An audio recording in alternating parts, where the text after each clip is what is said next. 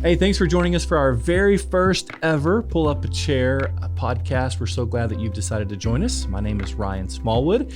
Pull Up a Chair is just designed to sit down, to literally pull up a chair, engage in conversation that sometimes we're not willing to have. And on that note, today I'm so excited to have Jeremy and Ginger Barbee join me for our very first episode. We're going to be talking about interracial marriage. And just as a reminder, actually as at the outset of this very first podcast, to let you know that as we pull up a chair and have these conversations, I need to let you know that the views shared here today may not necessarily reflect my views nor the views of Aldersgate Church. But that's part of the podcast, is to engage in conversations that are sometimes hard, difficult, and conversations that sometimes the person across the table may not see things the same way we do. But that's okay. We can still have that conversation and need to have that conversation. And I think this topic of interracial marriage is a conversation that sometimes the church has shied away from for a very long time. And so I'm excited that you guys are willing to be here today to talk about it with us. And so why don't you guys just introduce yourselves first, and then we'll just kind of jump in with letting you tell us a little bit about your background, your history, some life experience, and we'll go from there. Maybe me? Yes. Okay, I'll go. Jeremy Barbee, grew up in Richmond, Virginia.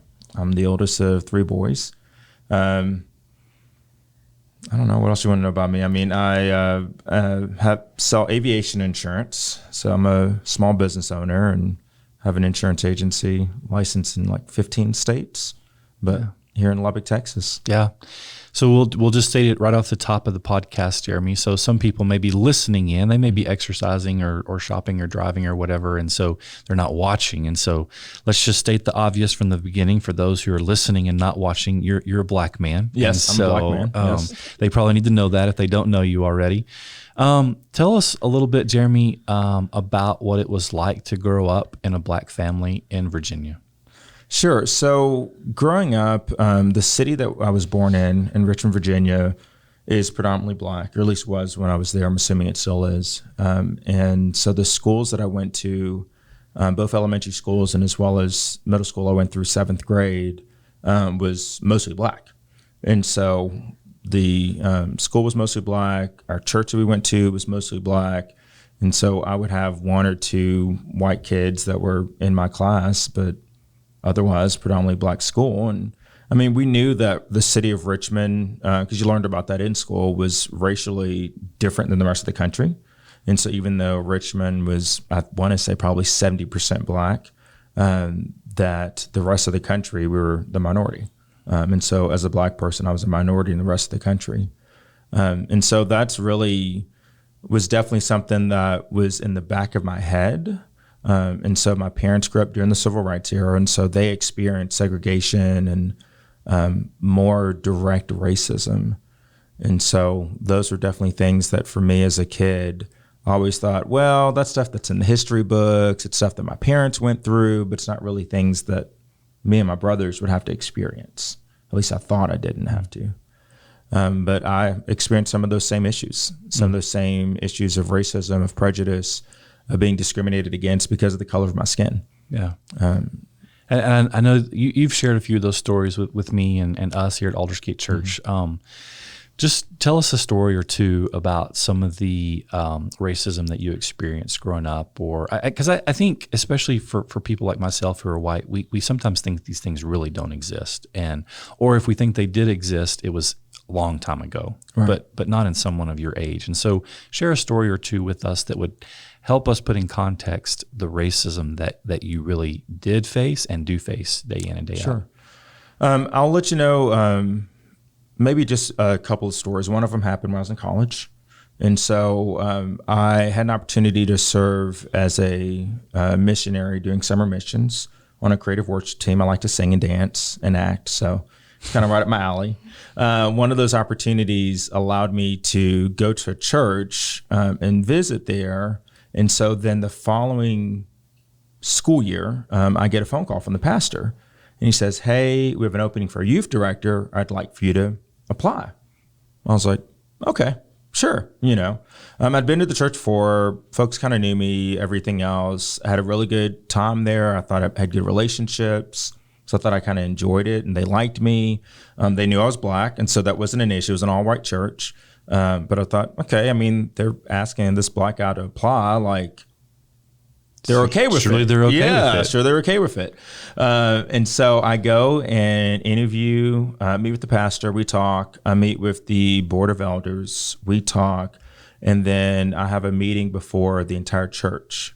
And I have never experienced a grilling like that in my life. I am 19 or 20 at the time. I don't remember exactly how old I was when I'm doing this. And I mean, they asked me all kinds of questions about stuff I expected about my faith and all that, but also just racial stuff too. And so all kinds of things, pokes and prods and everything else. They did eventually hire me, but there was a member of the church, and I don't know if he was part of the elders or if he was just a member of the church, who voted no for me to come on board. And the only reason he voted no is because I was black. Yeah. Yeah, and this is, I mean, not giving away your age here, but this is recent history. I mean, yes, this is like 2000, 2001. That's right. I mean, so this is very recent history. This is not 50 years ago or 70 years ago. This was, yeah. And it was in a church. In a church. Yeah. So, in a church, yeah. Yeah. I know you could go on all day telling us stories about some of these experiences in your life, and I know it's not always easy for you, so I appreciate you sharing that with us. And so Ginger, by default, that means you're white, since we're talking about interracial marriage. White with red hair. So tell us a little bit about some of your experience growing up, or just some of your life history. So I grew up in Lubbock. And the middle child, which I found out today was National Middle Child Day. So there you go. Probably everybody forgot about it. I think I got that. Yeah. So anyways, older brother, younger sister, grew up middle class, Traditional white family. Yeah, fairly traditional. But my parents always made an effort for us to not be in, like, I guess what you would say all white surroundings. So I went to a magnet school on the east side of town, and had lots of friends of different races. My parents would drive across town to the projects to pick up my friends so they could spend the night. I feel like they made a lot of effort to make our world not be one color. And I appreciated that a lot, especially as I got older. And so my brother, we talked about this a little bit earlier, but my brother played basketball, and so all of his buddies would just basically come and live with us, for time during basketball season. And so yeah, I feel like my parents tried to make it look a little different for us. Yeah. And a conscious effort, which it takes. Yeah. So, which is what we're doing here. So we started this podcast, launched this podcast to sit across the table with people who may think differently than us, look differently than us, behave differently than us. And so what I hear you saying is that your parents were very intentional when you were growing up about putting you in context like that, where people looked different than you, thought differently than you, behaved differently than you. And so from that, you learned. Yes. I feel like I learned a lot. And but then, it's one thing to have friends, but then it's another thing to marry someone of a different race. So that brought on a whole new level of challenges maybe, and just different things to face, you know.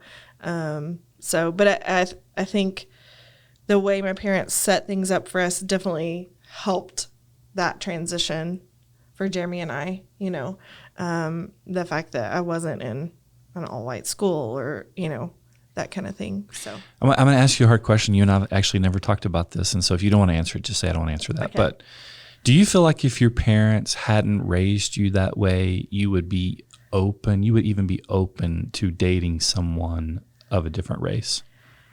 I wonder. I don't know. Yeah, I don't know. I wonder if they hadn't been so intentional, if I would have been as open to other, races in general. But I mean, I had dated black guys through high school, college, like, so it was always, and it was not a big deal. But perhaps because of your upbringing, it didn't feel, I don't know what the best word is here, but it didn't feel abnormal. It didn't feel a taboo. It didn't feel taboo. Right. Yeah. Maybe Not near as much, I think, as it maybe could have. Yeah. So, I am very appreciative of the intentionality that my parents took in that.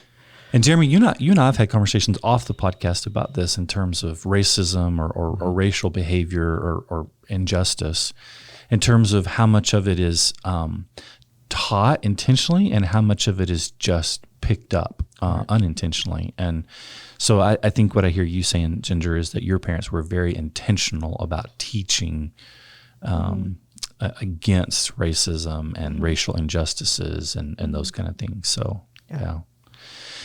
So fast forward a few years, and you guys meet in seminary of all places, right? So give us a lowdown on that. Kind of how did that happen? How did that shake out?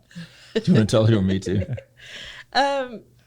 We just we met at mutual friends. Had a big birthday party, and we at a met, bar up there. Yeah, at a bar. We were at a bar. So. We met on the dance floor. How many times do we hear married couples, their story, hey, I met at a bar? I mean, that's right. Yeah. Well, but see, ours I think is even better because we met at a bar in seminary. Well, and it was all seminary folks over there. I mean, that's the thing is we were hanging out with our seminary friends, and like she said, we were danced together and didn't ask each other's names. And so there was a bunch of seminary folks there. There's some folks. I was started a year before she did, year and a half before she started school. So a bunch of people I knew that were there and folks that she knew that were there. And I don't know if I've even mentioned this part to you. I was out there and just dancing with folks I knew, and they knew that I wasn't a creepy seminary guy, and that I was just having fun. Yeah, they do exist. And so I was just having fun, dancing, enjoying just a great time. Well, I danced with my friends that I knew, and we'd dance, have fun. And then I would just dance with some of the other folks, girls that were there that were just new, and they would kind of slowly start backing up further and further away from me. And I was like, forget it. I'm not here to play games. Like, if you don't want to dance, don't dance. Like, that's not a big deal. And then danced with Ginger, and she wanted to dance with me. And so we actually like danced together and had fun and left and didn't think anything else about it. So the rest is history, as they say, right? Yeah. Yeah. So there was obviously a physical attraction there. Didn't really matter the color of the skin, Right. and obviously more than physical attraction as well. So y'all start dating in seminary, interracial couple. So at the seminary you were at, was that typical, atypical? Was it were y'all in the minority or? There were actually quite a few interracial couples there, not just black, white. There were Asian, white, Hispanic, and black, Hispanic and white. And so there was all kinds of interracial couples that were there. Actually, when we got, it didn't take very long, but when we got fairly serious, there was one couple that was married, and I just asked, like, hey, can we meet and just hang out with the wife? Like, what was it like for y'all? What did it look like? Like, your families, how did they react? That kind of thing. Britton and Sarah. Yes, yeah. And just they were so great and helpful and just, very open.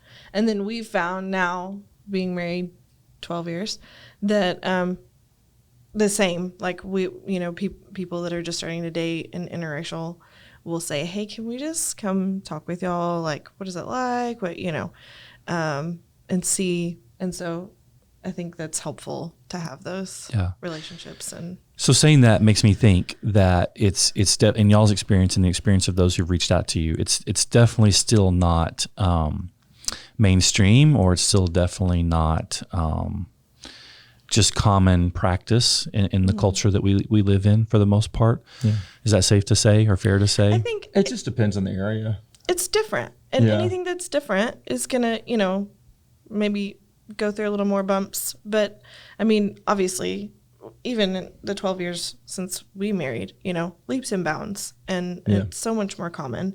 And as the years progress, I think it will be more and more and more. But I think it's not the norm, so there's always going to be some differences and different hurdles to jump over. Yeah. So I grew up in West Texas, conservative, rural West Texas. Grew up in the church, and so I remember growing up, and I don't really know why. I don't remember why. I just remember, interracial dating was frowned upon, and it was not something that was definitely encouraged. And when any of my friends did start to date interracially, then it was definitely the buzz around a small town. It doesn't take much to get the small town buzzing, but it was definitely the buzz around a small town. So, did you face struggles when you were dating as an interracial couple? We faced some. I think for me, I may have been more aware to some of it than she was, just because growing up Black, I mean, I had experienced prejudice and discrimination before, so I was more aware of knowing when people were staring at me, when people were watching me, when I was being watched in grocery stores or in wherever I was doing shopping. And so I was more aware of the looks that people give when I felt like I was being judged or watched because they think I'm going to steal something or whatever their thought process was. So I think I saw a lot of that more, and I intentionally didn't say much to her really to kind of shield her from some of it. Because from my perspective, I'm like, I'm Black. God made me Black. Like, none of us get to pick the color of our skin. If you've got a problem with me because of the color of my skin, talk to God, not me. I mean, like, I can't control this. Yeah. So I just try to be just someone that follows Christ, that follows hard after God, and be a good example to those around me. I'm like, beyond that, sorry, like, if that's not good enough for you, then that's a problem you have with God, not me. So is it, Jeremy, even as an interracial couple dating or married, and so is that kind of the attitude you take into that too? If you view people have a prejudice against that, is it kind of like take that up with God because we feel like this is a God ordained thing? And I mean, so is that kind of your attitude towards that as well? It is. I mean, there's a lot of times just growing up, and some of my family had some issues with us dating and getting married, and it was always the comment, because you see it a lot of times in athletes, professional athletes, Black professional athletes will marry white women, and so it's like, why are all these good Black men marrying white women? And my thought is, there's nothing stopping you from marrying a white guy or Hispanic guy or an Asian guy. Like, if you fall in love with somebody, does it matter? Should it matter the color of their skin? Why are we really separating ourselves or trying to keep ourselves saying that, oh, it's okay if they're the same color of skin as you? I can have more life experience with someone that have a different color of skin because of how we were raised and grew up than when someone the same skin color as me. So you both felt pressure then from your ethnic cultures in regards to interracial dating and marriage. So like I think we tend to think, or maybe this is just my prejudice, but I think we tend to think that the white culture tends to look more negatively against interracial marriage. But you're saying, Jeremy, you felt that same pressure from the Black culture as well. Yes, definitely. Yeah, definitely. Yeah, there's always a big thing in the Black culture about that as well. You're not marrying your own. Yeah, marrying your own kind. Yeah, and so that's the thing. It's like and that to me sounds like experiences that you had, Ryan, just in the small town you were in. It's kind of the unspoken rule among a lot of racial groups of stick with your own people. Yeah. Stick with your own kind. Yeah, absolutely. But I think from my perspective, in terms of being a white male, like I didn't recognize that came from other races as well. I thought that just came from the white race. And no. Yeah, it comes from Black people as well. Yeah, interesting. I think too, as far as us dating, I think we had a little bit of a benefit because we started dating in Boston. So it wasn't small town. And so we did see more like interracial couples around. And so like, at least for me, it was like, oh, look, we would kind of point them out. Like, look, there's more like us. Yes. And so, but then like when we would come to Lubbock or when we moved to Kentucky, it was like, oh, it's not, as common. Because you did move from Boston to a more conservative area and a more conservative seminary. So did you feel a shift when you did that? A slight one, but I found out later that apparently we lived near Lexington, Kentucky, and I don't know how true this was, but I had a guy I worked with, a black guy, who told me apparently the Lexington for a while had the highest percentage of interracial couples, like married couples or something in the country. There was a huge Hispanic population in Lexington. In our town, small town, it was a little more obvious. At seminary, nobody cared. Yeah. I mean, everybody's from all over the place. Everybody's kind of fish out of water. So we had no trouble fitting in there. The smaller towns around us, we felt it a little bit. You didn't really see, like outside of the seminary community, many people of color, you know, so much so that one time we saw a black family and I was like, honey, there's another black family. So,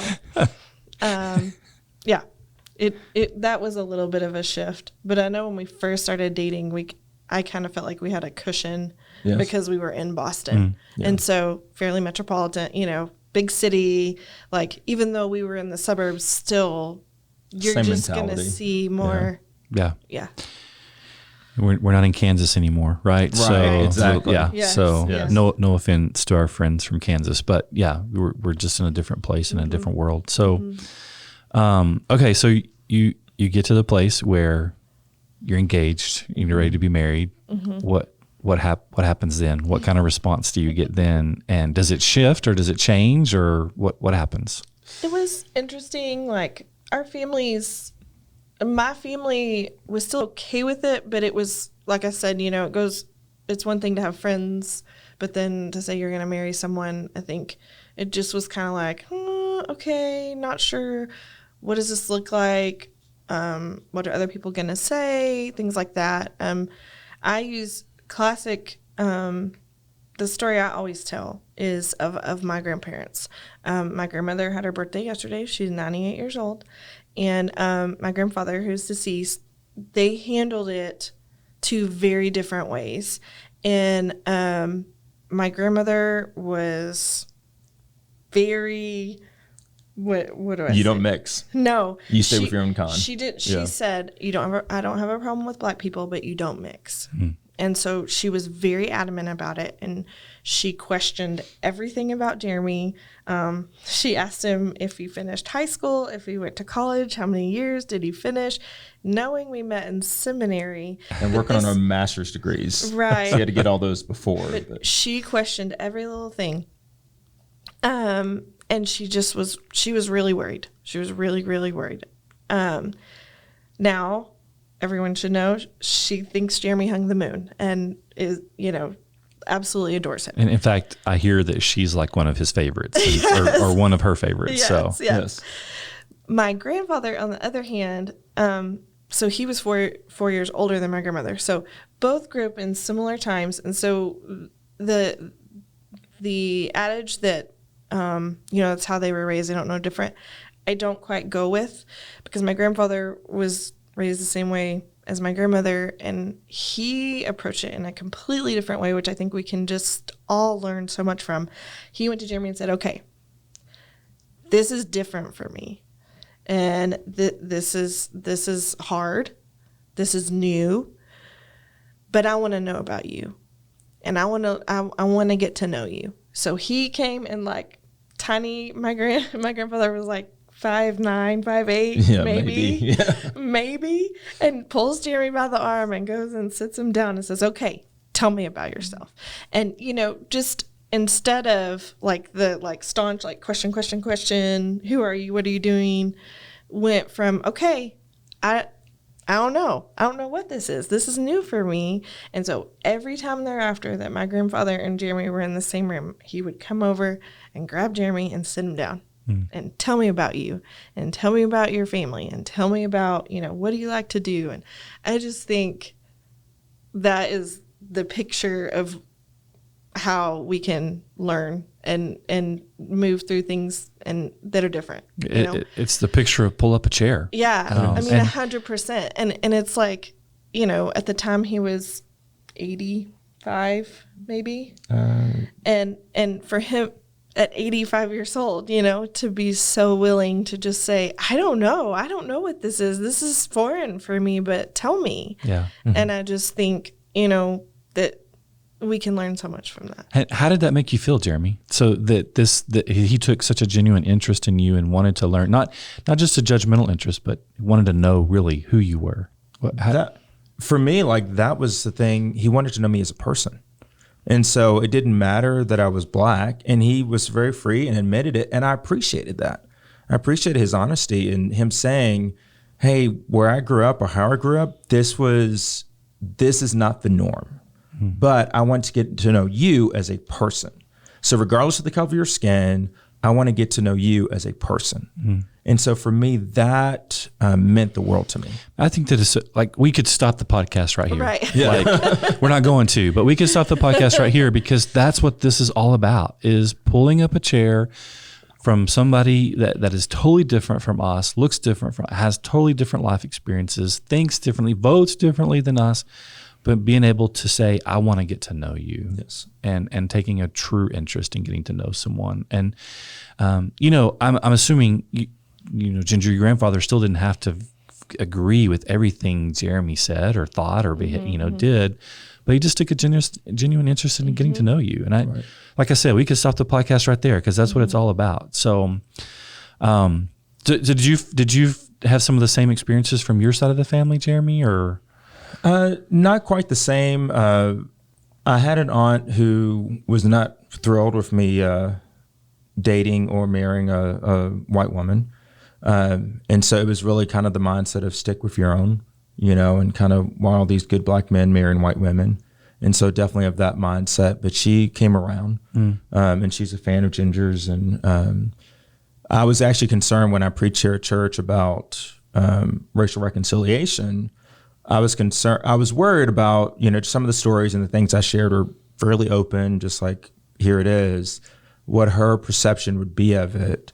And I talked to my mom later, and she said, oh my gosh, she loved it. She thought your sermon was great. It was right on point. Like, so it wasn't over exaggerating things, because I didn't want it to come across that way, but really, hey, this is it. This is my experiences. This is what my family was like.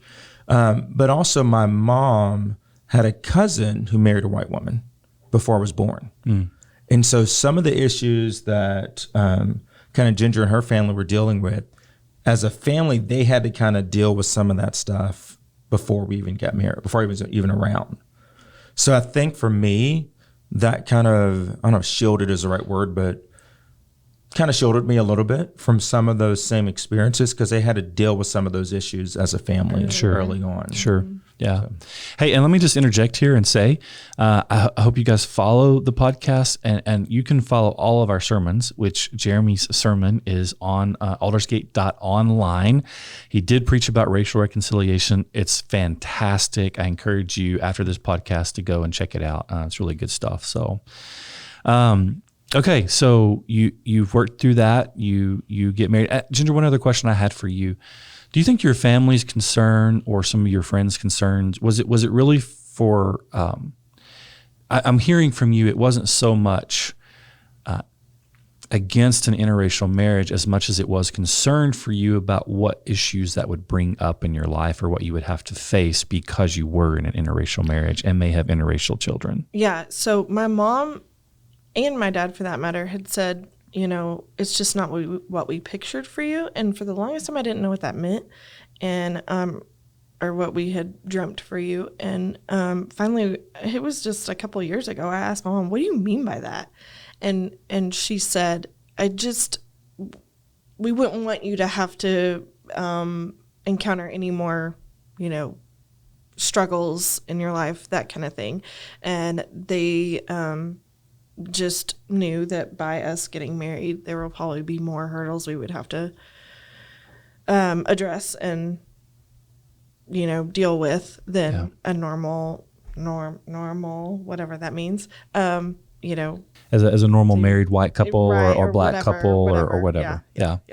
So Jeremy, as a black man who had been on the other end of racial injustices your entire life, how did that speak to you? Like, For me, like, as a black man, I'm going to always have struggles. There's always going to be someone that looks at me, says, that's a black man. He's dangerous. He's a thug. He's will probably be in jail. You know, he probably didn't have a father at home. I mean, they're going to list off all these things that, as a black man, that I either probably experience based on TV and media and what they think they know about black people, or make judgments based on same thing about who I am as a person. And so for me, like, I'm going to have struggles no matter what because I'm black. Yeah, you were like, that's my life already. Welcome to my life, right? Yeah. I mean, there's certain countries. We, at one point, talked about moving to a foreign country and doing college ministry. And one of the things I told Ginger, I said, why don't you ask? She had friends over there doing this work. How do they treat black people? She's and like, me, in my naivete, was like, oh, great, fine, totally fine. Like, I'd never, never crossed my mind. Never even thought of I'd never had to think of that before. So we asked them, and they were like, oh, no. Yeah, don't come. Unless you feel called to extreme persecution, no, you should not be there. And I was dumbfounded because I had lived there for 6 months and never, I think I saw 1 or 2 black people, so you're fine, you're good. And that was one of the things for me was major eye-opener, like, oh, it's not the same. Yeah. Like, it's different. Yeah. People talk about white privilege, and we're not going to get into that in this podcast, but that's it, because our perspective does not show us what it's like for people of other races. No, and not a clue. Yeah.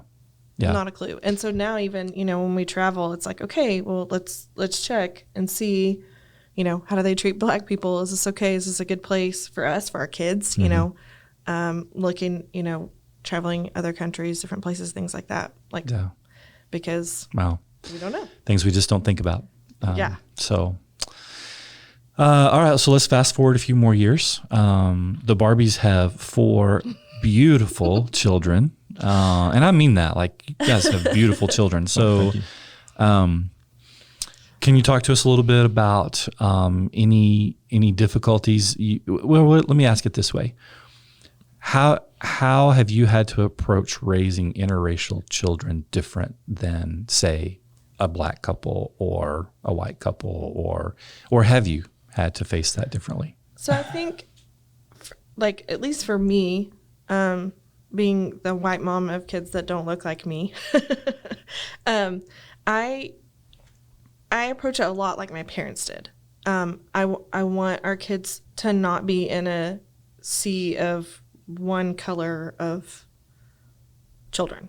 And so we picked schools based on that our kids would be in a classroom with kids that are brown, white, red, yellow, green, whatever, so that they're not in this homogenous, where they feel like they're different. Different in a bad way.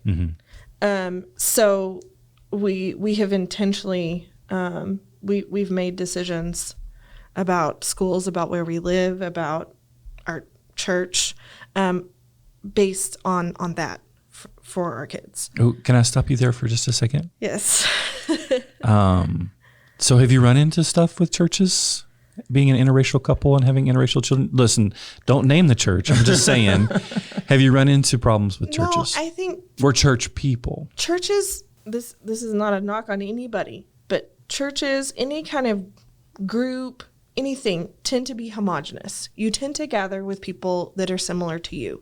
And a lot of times that is based on color. And so, I've always heard that, 10 o'clock on Sunday is the most segregated hour, in our country. And so when I was a missionary in Chicago, I went to a church that was probably the most mixed of any congregation I'd ever been a part of, and they worked very hard at it.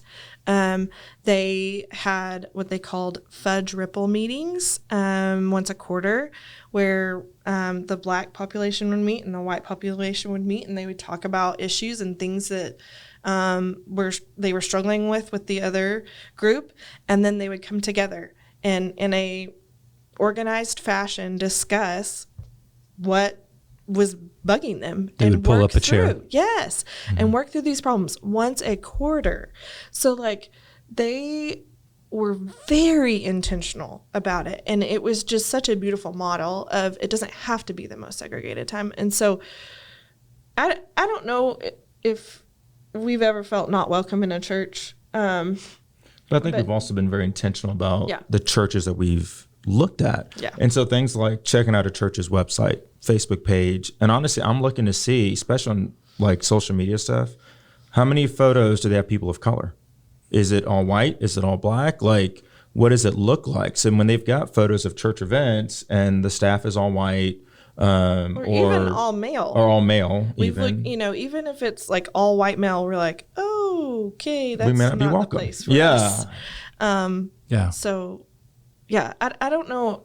I mean, that we've ever felt not welcome in a church. No, but I I just think we've been intentional about wanting our kids to be in situations where it's not all one. But again, it's fair to say, I think, you correct me if I'm wrong, that you have had to give forethought to these things where so many couples or families don't have to give forethought to those things. Yes. Yes. Yeah, definitely. Well, and that's one of the things, I mean, the biggest thing probably I learned in marrying Jeremy is that so many things you have to give forethought to. And in our white privilege, we never thought about it. I mean, think twice about it, And one of the things, and this is a silly reference, but Jeremy, I watch Grey's Anatomy, and there was a show where Bailey, one of the doctors, is black, and there was a show where this kid came in and he had been shot by police. He was a black kid, and he was trying to get into his house. He forgot his key, and they thought he was breaking in because he was a black teenager. And they shot him, and he died. And Bailey and her husband are like, we need to have this discussion with our son. And so they sit down in the show with their son, telling him, you're a black male, so this is what things look like for you now. And, when you come in contact with police, you can't run. You can't, all these things you have to do. And we sat down and watched that show, and we're like, we need to have that discussion with our kids. And, like, partly it's really sad, and partly, like, it just is. Like, it's just a reality. Like, we need to sit down and say, okay, like, when you're addressed by police, like, you can't be running away. You can't, like, you need to have respect. You need to, not have your hands in your pocket. All these things, like, that our kids, especially our boys, are probably going to have to deal with. And that's a sobering thing. Something your family never had to have a conversation with you about. No. Jeremy, Never. did your family have to have a conversation with you about that? Yeah, I don't remember us having a specific moment that we sat down and talked about it, but I do remember it was always a known thing that we discussed as far as how you act. And so not wanting to be really putting yourself in a situation where someone assumed that you were trying to pull a gun or trying to do something violent. And so things like keeping your hands visible, being respectful. Yes, sir. Yes, ma'am. And just kind of those things. And so really your actions were important, and so those are things that I had to learn as a kid. And I mean, thankfully I've never had any negative interactions with the police. I've got friends that are police officers. And so, but it's definitely something that I've had in the back of my head. And even now, it's something that I always think about, even as an adult, about my interactions. And so it's still something that, if I'm ever pulled over, by a police officer, about how I act, interactions, where my hands are at, visibility, everything, before I reach for my wallet. I'm letting them know where my wallet's at or where my registration or insurance card is located, so they know exactly what I'm going on. Or if I have a handgun in the car, I'm telling them, I have one, I'm a licensed handgun holder, this is where it's located. I mean, just all those things. And so just giving them as much notice of what's happening, just so there's clarity on both sides. Yeah.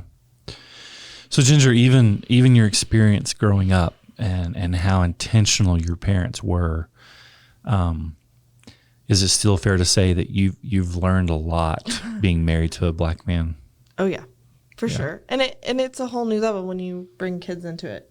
And you know, I want my kids to be respectful and safe and wise, but I can't shield them from the outside world. You know, I mean, they're gonna come into contact with people that don't care for them, and it may or may not be because of the color of their skin, but just, you know, training them up in the way they should go, and just praying over them that then, you know, God handles the rest. And so many of those things, like whether you're white, black, right, red, yellow, green, general, just having kids as parents, as parents. And so I do think there's an added piece with our kids, but I think that the intentionality that we have and the people that we've surrounded them with, we've done, you know, by design. Yeah. Just more, again, more intentionality and more forethought, and really, Ginger, just you carrying on the tradition that your family instilled in you, but really just exposing your family and your children to more than just what they know as well. And I think that's learning from both of you. I think that's just so important, is being able to sit down and have those hard conversations with people that are different from you, look different, think different, act different, and being willing to do that and intentionally put yourself in places where you have to do that. It's so good. Any last thoughts you guys would share with us today? I think as far as the last thought, the biggest thing that I have learned or continue to learn as far as being in an interracial relationship and with kids that are mixed race is how important it is to judge people not on the color of their skin, but on the character. And to truly take the time to get to know people, get to know who they are, get to know them as a person, instead of trying to judge someone based on what media tells us they should be or should act, or based on what we think, based on how we grew up that person is, because of things we've heard or, you know, people have said about people of other colors or races, but really take the time to get to know each person individually. God has created us all as individuals. He's created us all unique. And so it makes a difference on taking the time to experience that uniqueness of each person. And so if you take the time to get to know someone as an individual, as a person, then your life is more fulfilled, is richer, because you've gotten to know people as individuals instead of people as colors. Yeah. That's so wise, so good. I think also, like, for us, maybe we have a benefit from being in an interracial marriage. Like, we're just always learning. Like, even still 12 years later, like, we're still learning different things. I'm like, oh, I never knew that was an issue for you, or that, you know. And so having that learning spirit, I think approaching situations that you're always going to learn something, and being willing to approach new situations like that puts you in an advantage, because you go into, I don't know everything, you know, and then teaching that to our kids as well, I think puts you in an advantage to have just more of an open heart in new situations, with different people, different things, that kind of thing. So that's one thing. I just feel like I'm still learning, you know. For us, there's always new things, because, you know, it's two totally different cultures, and two, you know, even as simple as our first Thanksgiving together, it was like, he's like, you're doing mac and cheese. I'm like, we don't do mac and cheese. And he's like, well, we do, you know. And we don't do green bean casserole. I know. He's like, you crazy. What? You don't do green bean casserole? You crazy white people and green bean casserole. So we do green beans, not green bean casserole. Yes. Why you got mushrooms? So now, you know, I just we have mac and cheese. We have, you know, so, but really, like, it starts out simple things like that, and then I'm reminded of your grandfather at 85-ish, still being willing to learn new things and being open to new 100%. Things, and having that conversation, and knowing that he probably didn't have to agree Right. You and he, Jeremy, didn't have to see eye to eye, but he was still willing to have that conversation. And he approached life that way. I mean, I think that's one of the things that was so cool about him is he always just, okay, tell me about it. Okay, I mean, and that's how he approached everybody. Yeah. And so that was really cool. Yeah. And that's why we're here today. That's the point of this podcast. And so I can't really think of anybody better to kick this off and be the first episode. So Jeremy, Ginger, thank you guys so very much. Not only for what you shared with us today, but what you share with us just in life in general and how you live and how you're such a model and example for all of us. And we really appreciate that. And I hope you've taken inspiration from Jeremy and Ginger today, that you would pull up a chair with someone who looks different than you do, thinks differently than you do, behaves differently than you do, and just have a conversation. And pull up a chair, have a conversation, and learn something new. And so follow us, invite your friends to follow us, share this with your friends. Check out Jeremy's sermon at aldersgate.online. We'll be back with episode 2, and you'll want to check us out for that as well. But in between now and then, be sure to pull up at least one chair with someone who looks, thinks, and behaves differently than you do.